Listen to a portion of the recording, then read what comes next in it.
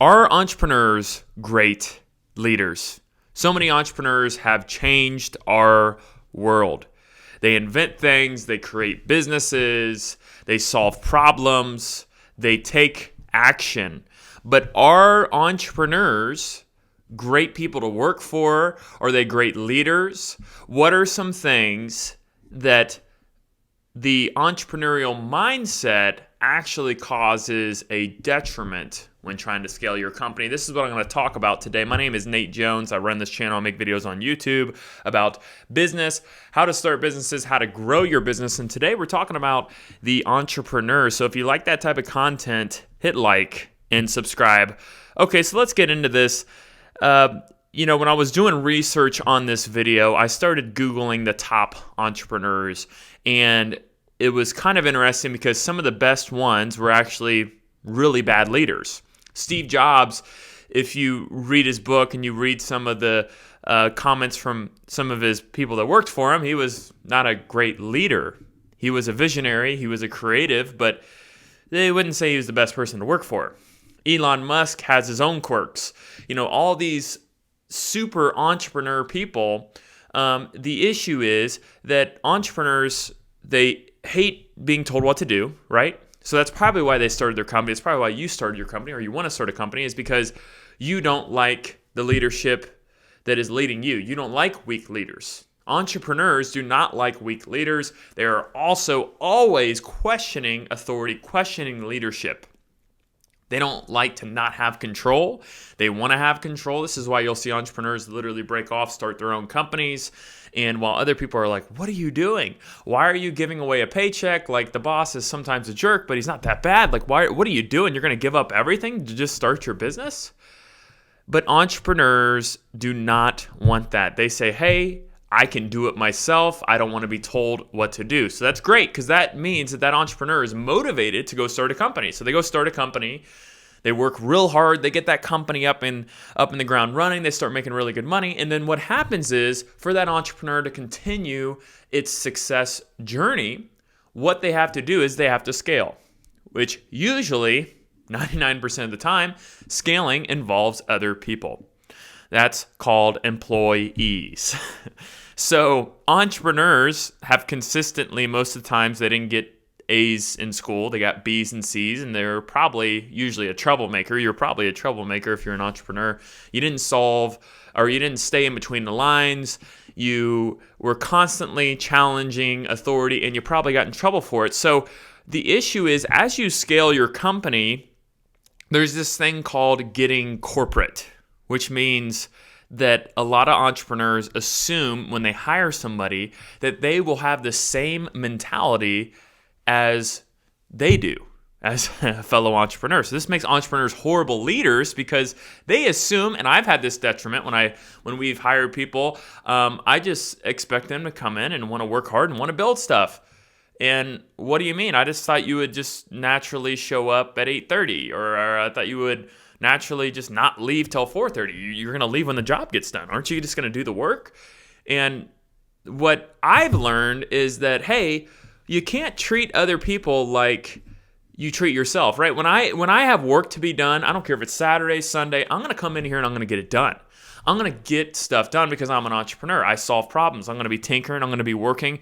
But when somebody doesn't have the entrepreneurial spirit, they look at the job as a job. So what comes with that is accountability. And entrepreneurs aren't very good at accountability because we have 10,000 things in our head. So when we have 10,000 things in our head, we forget to hold Johnny accountable that he needs to show up at 8:30, that he needs to get this done, this done, this done. So there's no accountability. There's often a lack of attention to detail with that specific employee's work. So you don't really know if they're doing a good job or a bad job. You just know that you're frustrated because they're not working as hard as you were, right? So what often happens is, as an entrepreneur, you become a horrible employer. And people don't want to work for you because you don't care about the small corporate stuff. What employees want is they want a detailed guide as to where they will be a great employee and where they will be a bad employee. This is often called the employee handbook, performance reviews, KPIs, key performance indicators. They want to know, just like the kids in school who got the A's, those are the best employees. The kids who got the A's, the kids who get 4.0s are the best employees. That's why so many colleges or so many big companies invest in these top colleges to find talent, because the kids that go to school and do all the paperwork are great employees. So those employees who are also A students, they want to know what the syllabus is. The syllabus is the overview of the course, how you're going to get an A. They want to know. And often entrepreneurs don't have that because they never cared about it. They never cared about the syllabus. They never cared about the rules. They said, let's just go win. But employees want that. They want structure. They want to know what the rules are, what they need to do. Here's the expectations. You show up, you dress a certain way, you do this. We have this day off. We don't have unlimited PTO. We have this. And entrepreneurs are often like, have unlimited PTO, show up when you want to, as long as we get the job done. And then I've gotten upset before where it's like, hey, what the heck? What happened? You know what I mean? It's like, well, you don't have the same mentality as that person. That person is looking at it as a job. So entrepreneurs often push employees away because they don't believe they're working hard enough. And they are not working hard enough because the entrepreneur often hasn't really delegated enough work for that person to be successful. Entrepreneurs they hold work because they don't believe anybody else can do it like them.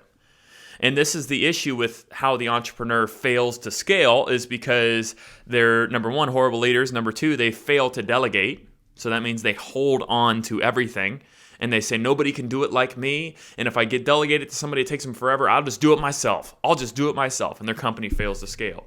And number three, entrepreneurs, wrapping it up here, often are all over the place. And when it comes to a company, you want to feel, as an employee, you want to feel secure. You want to feel like you understand what's going on, how the company is operating. You don't want to be changing here, because it feels like at any moment everything could just blow up, right? The startup culture, right? Some people really like startup culture. Some people like working for an established company that's been around 100 years, right? Depending on the type of employee you want. But if entrepreneurs hired other entrepreneurs, you'd be losing your employees every 6 months because they would go start another business. So a lot of entrepreneurs say, I'm just going to hire people like me. Well, what happens is those people leave and they go take another opportunity because, number one, if you're an entrepreneur but you haven't started a business, usually you network really well for your next opportunity. You're constantly getting raises because you hop from company to company. Or number two, you go start a business. So it's really hard to scale with a company full of entrepreneurs because often the little things that really matter don't get done. Entrepreneurs are horrible at doing the small things. We want to do the big things. We want to do the big things that bring in the money. So in order to scale, entrepreneurs really need to work on their leadership.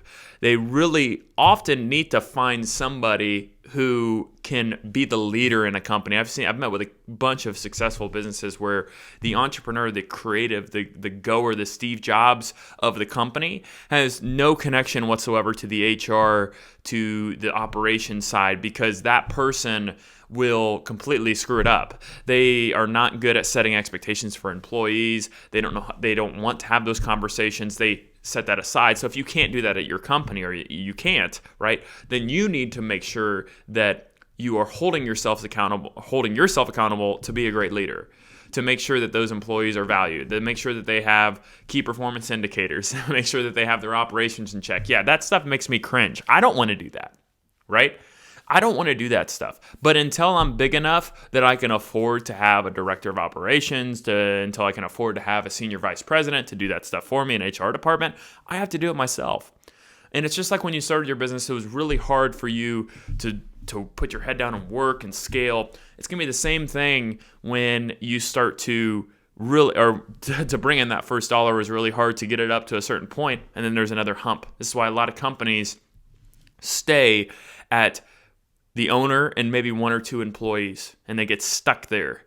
and they can't scale past. And then it's from two employees to 10 to 15 employees, because that's when you have to start delegating stuff to management. So from 15 employees to really 25 to 30, that's when you get stuck in hiring the right manager, that you can't afford to have the best manager because you only have under 25 employees. And once you get to 25, you're going up to 100, and then 100 you get stuck because then your company's so big that you can't find inefficiencies. You don't understand why things aren't working because there's so much going on that it's really hard for you to zero in on stuff. So there's humps in this, but I'm just trying to explain that as an entrepreneur, you need to realize the mindset that you have is a weapon, and it is also your biggest detriment.